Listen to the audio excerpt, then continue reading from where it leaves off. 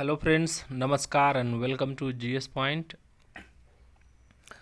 मैं रत्नेश कुमार गिरी आपका GS point official में स्वागत करता हूं। तो दोस्तों, आज का टॉपिक है स्टैटिक्स जीके के अंतर्गत प्रमुख वाद्य तंत्र और उससे जुड़े कलाकार। तो आप लोगों ने देखा ही होगा कि इस टॉपिक से हर एक एग्ज़ाम में, रेलवे में तो खैर इसकी तो बारी लगी हुई है। हर एक टॉपिक से एक न एक एग्ज़ाम पूछा जाता है। एक ना एक टॉपिक से जो है आपका एक क्वेश्चन डाला ही जाता है। जैसे गिटार वादक से कौन फेमस है, सितार वादक कौन है, अल्लाह रखा खां किससे है, शहनाई वादक जो है वो किस जो है उसके बड़े सबसे बड़े जो है गायक कौन है। तो उस तो इससे एग्ज़ाम जो है वो क्वेश्चन में आपको पूछा जाएगा। और उससे पहले तो हम लोग क्या है कि हम लोग जो है वो कौन सा वाद्य यंत्र है, कौन सा फूंक के बजाया जाता है, कौन सा जो है चमड़ा के ऊपर जो है थाप लगा के बजाया जाता है, उसको भी हम लोग एक एक एक करके एक सिरे से पढ़ेंगे।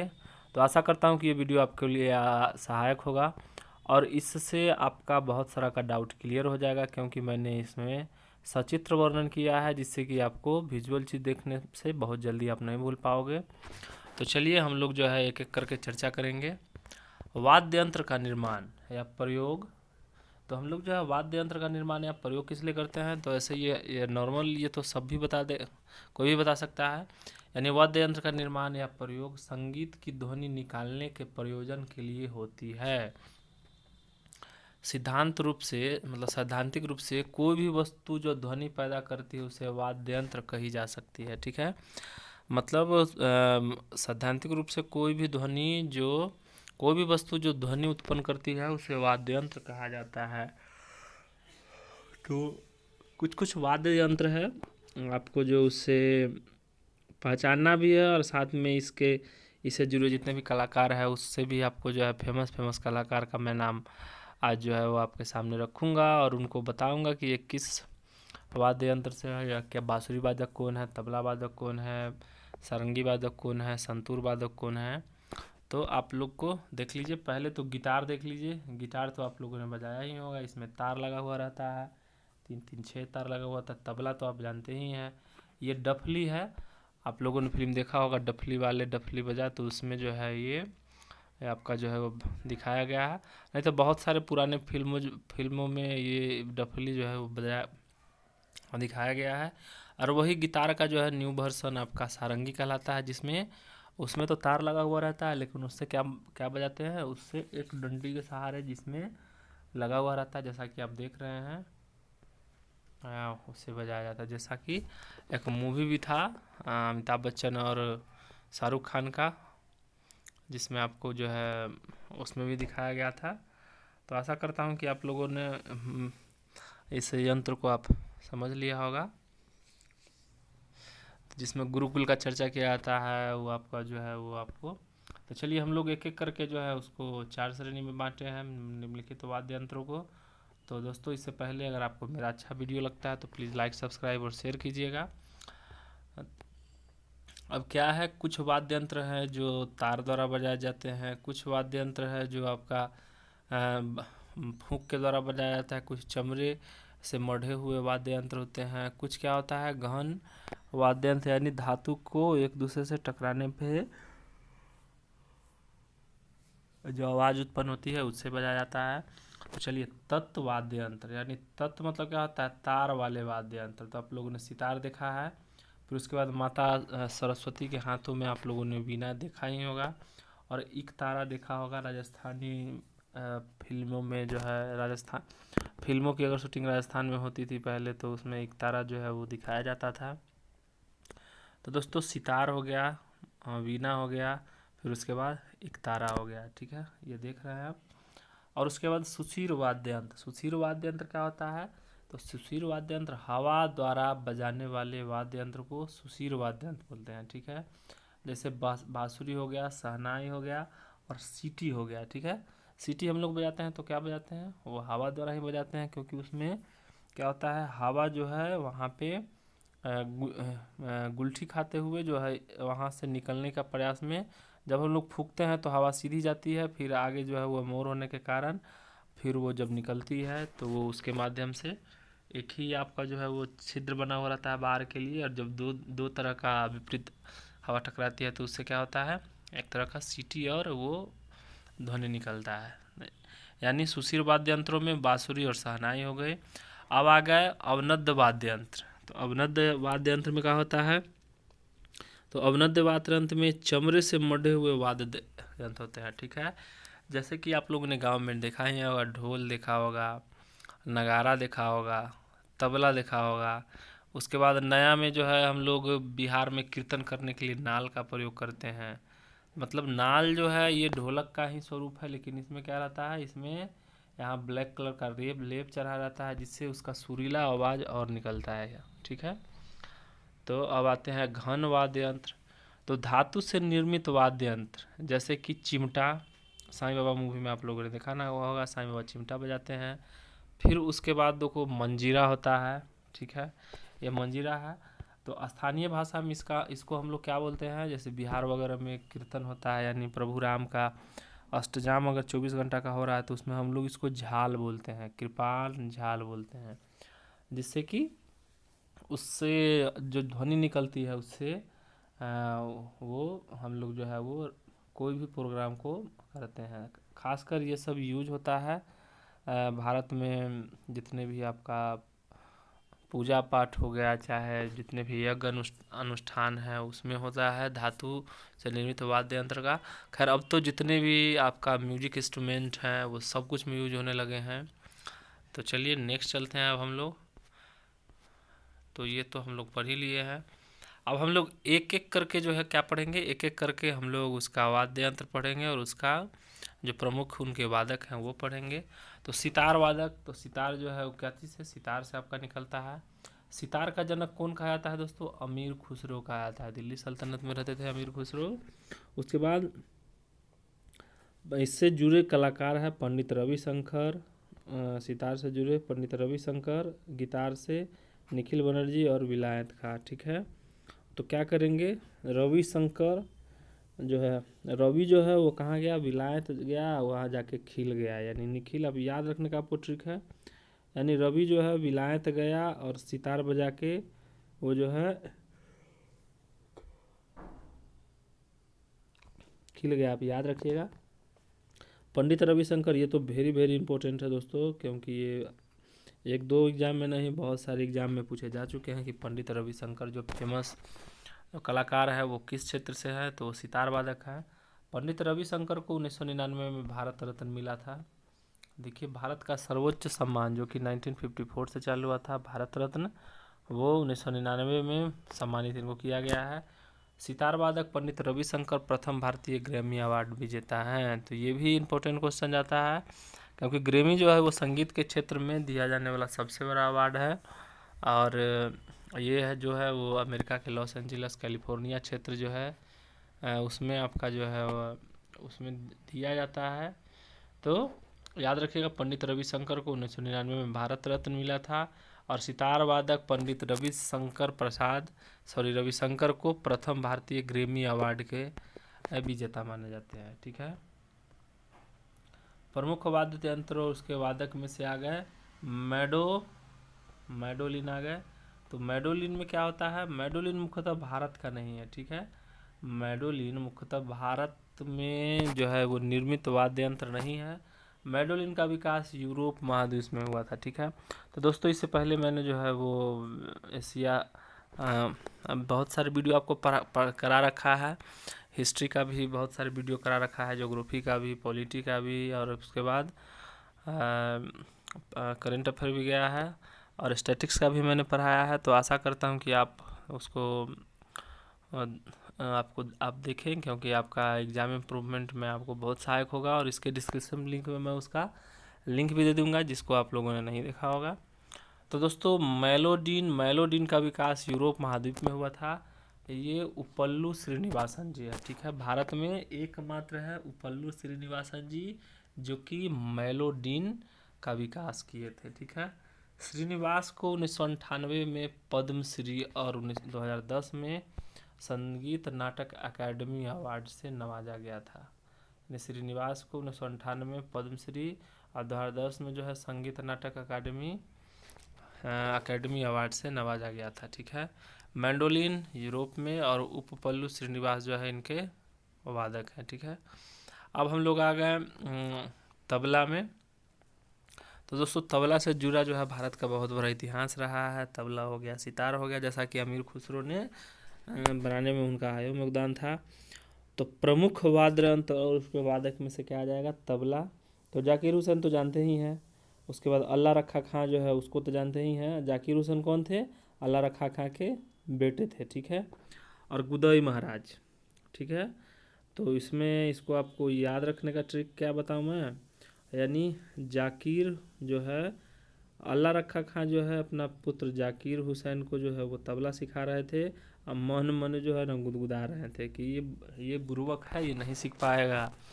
और ऐसा हुआ, जो ये जो है वो पापा से भी बहुत फेमस हो गए जाकिर हुसैन, जो कि अभी तबला अभी भी बजाते हैं, अभी भी जिंदे हैं।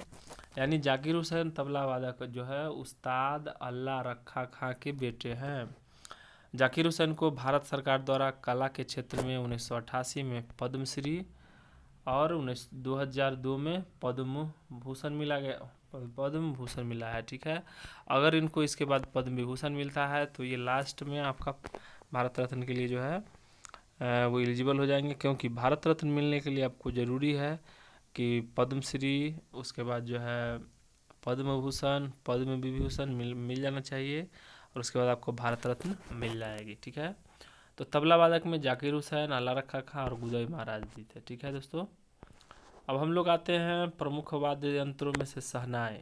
तो शहनाई का योगदान जो है दोस्तों हमारे हिंदू परंपरा, और हिंदू परंपरा या कोई भी भारत में जो है शहनाई का परंपरा बहुत दिनों से चलता आ रहा है, राजा महाराजा और राजवारों के समय से। क्योंकि जो लोग बड़े थे प्राचीन समय में, उनके बेटे या बेटियों की शादी में जो वो शहनाई बजती थी। खैर अब तो इसका जो है ट्रेंड धीरे धीरे समाप्त होते जा रहा है। लेकिन आप लोगों ने अगर कोई भी बारात किया होगा तो आप लोगों ने देखा होगा कि जब बारात एंट्री करती है लड़की वालों के घर में, तो वो शहनाई जो है वो बजाई जाती है, उसका धुन। लेकिन अभी भी जो सक्षम आदमी, जो सक्षम है अपने आप में, तो वो जो है शहनाई वादक को लाके वहाँ पे गुणगान करवाते हैं, यानी गाना गवाते हैं। तो चलिए, प्रमुख वाद्य यंत्रों में शहनाई है। जैसा कि आप देख रहे हैं शहनाई यही होता है, इसको फूंक के बजाया जाता है। इसके ऊपर में क्या रहता है दोस्तों? इसके ऊपर में आपका छेद बना हुआ रहता है, जिसमें तार का पत्ता यानी पाम जो है, तार का पत्ता या खजूर का पत्ता, उसको गोल करके या फिर कोई भी ऐसा पत्ती है जिसको दो भागों में बांट के उससे एक ध्वनि निर्माण करने की एक सरल प्रक्रिया के द्वारा इसको बजाया जाता है। जिसमें बिस्मिल्लाह खां को जो है वो फेमस है, और अली अहमद हुसैन जो है वो भी फेमस है। बिस्मिल्लाह खां तो दोस्तों शहनाई वादक के रूप में इतने फेमस है कि भारत सरकार ने उन्हें वर्ष 2001 में भारत का सर्वोच्च सम्मान भारत रत्न से सम्मानित किया था, बिस्मिल्लाह खां। उसके बाद दोस्तों हम लोग आते हैं बांसुरी वादक। तो बांसुरी वादक में क्या है? तो बांसुरी वादक ये जो मुख्यतः फूंक के बजाने जाने वाला है। बांसुरी हो गया, उसके बाद सीटी हो गया। तो चलिए इसके बारे में पढ़ते हैं। बांसुरी वादक, इसमें क्या है दोस्तों? हरिप्रसाद चौरसिया और पन्नालाल घोष। हरिप्रसाद चौरसिया और पन्नालाल घोष जो है वो बांसुरी बजाने में बहुत ही निपुण कलाकार हैं, क्योंकि इनका जो है वो कला भारत में ही नहीं वर्ल्ड स्तर में जो है वो पहचाना जाता है। और आप जो है इसको याद रखिएगा, हरिप्रसाद चौरसिया को वर्ष 2000 में पद्म भूषण से सम्मानित किया गया था। 2000 में पद्म भूषण दिया गया है। यानी बांसुरी वादक में मुख्यतः हरिप्रसाद चौरसिया, पन्नालाल घोष, राजेंद्र प्रसन्ना और TR महालिंगम जो है वो फेमस है। ठीक है, बांसुरी वादक जो कि भगवान श्री कृष्ण बजाया करते थे।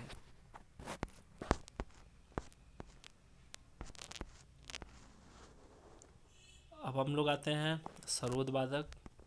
सब बहुत ही पुराना आपका जो है वाद्य यंत्र है ये भी। सरोद वादक जो है वो कौन कौन है? तो अमजद अली खां और अलाउद्दीन खां और अली अकबर खां, याद रखिएगा। आपका जो है अ तीनों में कॉमन है, खा खा खा तीनों में कॉमन है, ठीक है। यानी अमजद अली खां यानी अखा, अलाउद्दीन खां यानी अखा, अली अकबर खां यानी अखा, यानी सरोद वादक जो है उससे फेमस है और वो बजाने में बहुत ही निपुण है। तो अमजद अली खां, अलाउद्दीन खां, अली अकबर खां जो है वो वाद्यंत्रों सरोद में फेमस है। इससे कुछ और जुड़े हुए जो है वो डाटा है। अली अकबर खां को 1988 में भारत के सर्वोच्च पुरस्कार पद्म विभूषण से सम्मानित किया गया था। यानी 1988 में इनको क्या मिल चुका है, पद्म विभूषण मिल चुका है।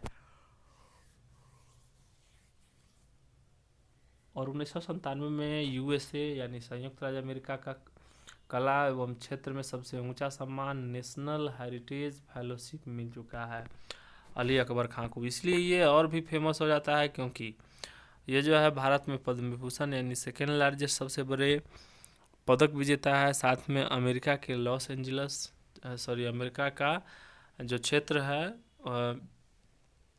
सबसे ऊंचा सम्मान हेरिटेज फेलोशिप जो है उसको भी दिया गया है। अमजद अली खां को 1991 में कला के क्षेत्र में पद्म विभूषण दिया गया था।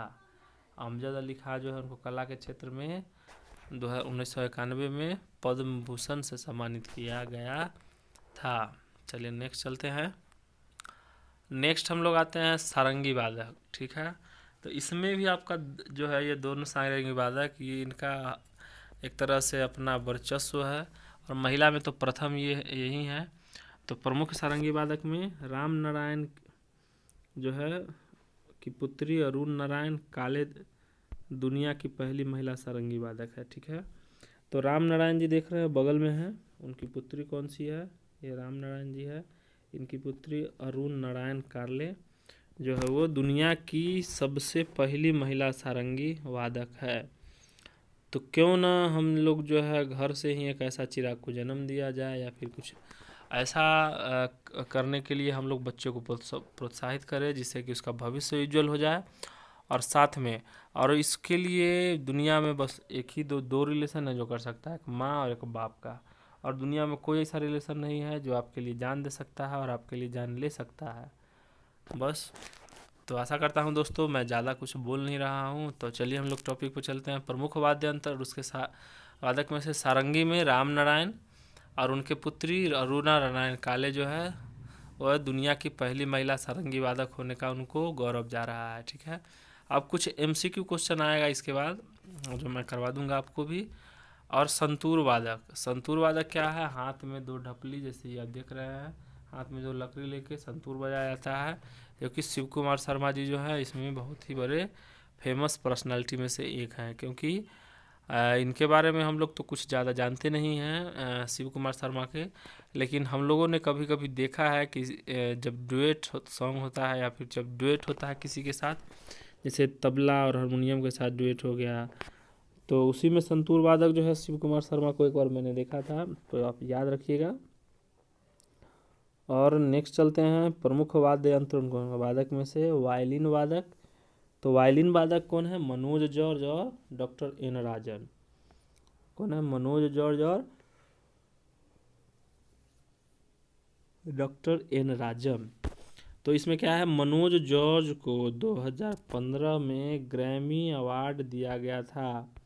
मनोज जॉर्ज को 2015 में क्या मिला था, ग्रैमी अवार्ड से सम्मानित किया गया है, ठीक है। क्योंकि संगीत के क्षेत्र का बहुत बड़ा योगदान है उसके लिए। और डॉक्टर एन राजम जो बगल में आपको दिख रही है वायलिन बजाते हुए, उनका भी बहुत बड़ा योगदान था डॉक्टर एन राजन जी का। यानी वायलिन से मनोज जॉर्ज और डॉक्टर एन राजन जी जो हैं इनको 2015 में ग्रैमी अवार्ड मिला था, वो दो फेमस पर्सनालिटी है। अब प्रमुख वाद्य यंत्र उसके वादक में से वीणा ले लेते हैं। यानी माता सरस्वती की जो हाथ में विराजमान रहती है वीणा, इसको वीणा पानी के नाम से भी हम लोग बोलते हैं।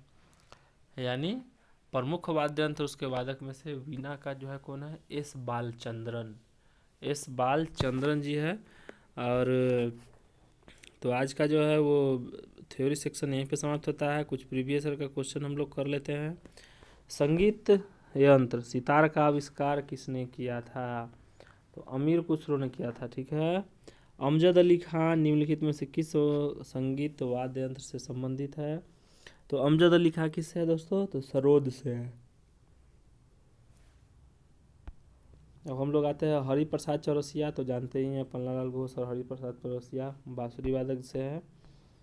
जाकिर हुसैन का वाद्य यंत्र कौन सा है? तो जाकिर हुसैन जानते ही दोस्तों उस अल्लाह रखा खां के पुत्र हैं, और ये जो है तबला के क्षेत्र में इनका अहम योगदान है।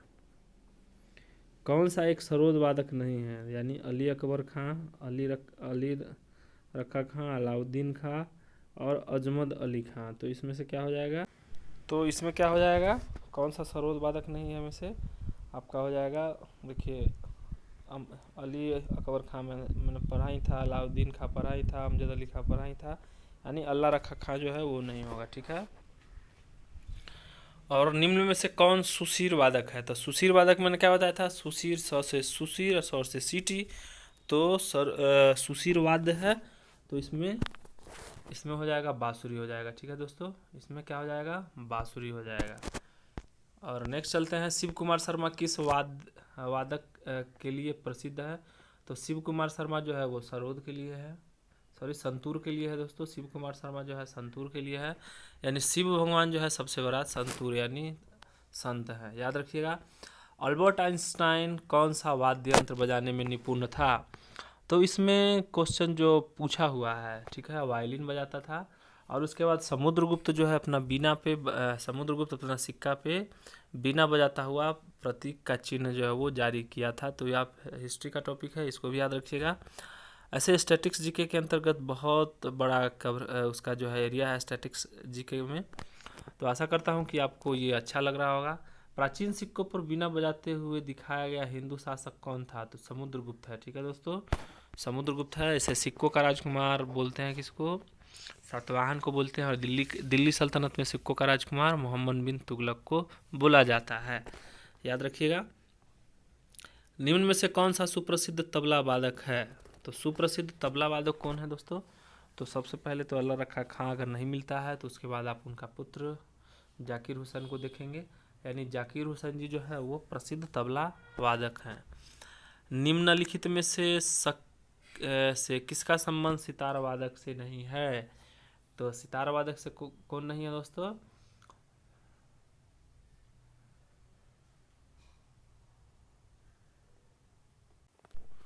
तो जैसा कि सितार वादक अमीर खुसरो को बोला जाता है, रवि रविशंकर को विलायत खां, अमजद अली खां जो है वो नहीं है। ठीक है।